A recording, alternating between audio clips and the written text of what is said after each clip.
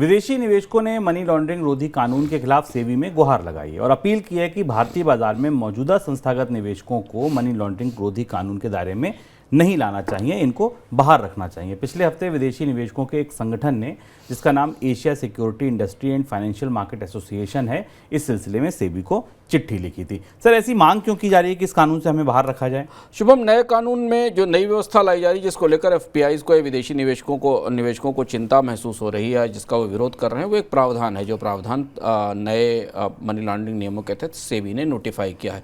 आपको याद होगा कि सेबी लगातार एफपीआई से जो मुख्य बेनिफिशियरीज हैं उनके बारे में जानकारी मांग रही है, क्योंकि एफपीआई कुछ इस तरीके के संगठन होते हैं जिसमें कुछ निजी लोगों का पैसा होता है, उसे निजी ट्रस्ट या निजी फंड या प्राइवेट इक्विटी फंड मिलकर चलाते हैं। इसमें किसका निवेश है, अंततः फायदा किसे पहुंचता है, इसकी जानकारी नहीं मिलती। आमतौर पर ये फंड किसी वित्तीय संस्था या बैंक के जरिए आते हैं और बाजार में निवेश होते हैं। जो नया रूल है उसमें जो बेनिफिशियल ओनर्स हैं, एफपीआई में बीओ बोलते हैं उनको, बीओ, उनके लिए उनकी हिस्सेदारी 10% तक भी जिसकी हिस्सेदारी की उसको बीओ माना जाएगा। पहले ये सीमा 25% के आसपास थी। यानी अगर उस फंड में 10% भी पूंजी लगाने वाला कोई व्यक्ति है तो उसकी जानकारी सेबी को चाहिए मनी लॉन्ड्रिंग के नियमों के तहत एफपीआईज को।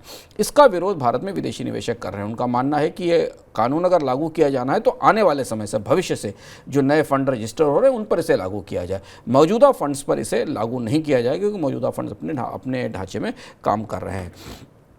भारत में करीब 11,000 के आसपास विदेशी संस्थागत निवेशक या एफपीआई जिन्हें हम कहते हैं, वो सेबी के पास रजिस्टर्ड हैं और ये सारे के सारे एफपीआई से मान रहे हैं कि अगले रजिस्ट्रेशन से इस व्यवस्था को लागू किया जाए।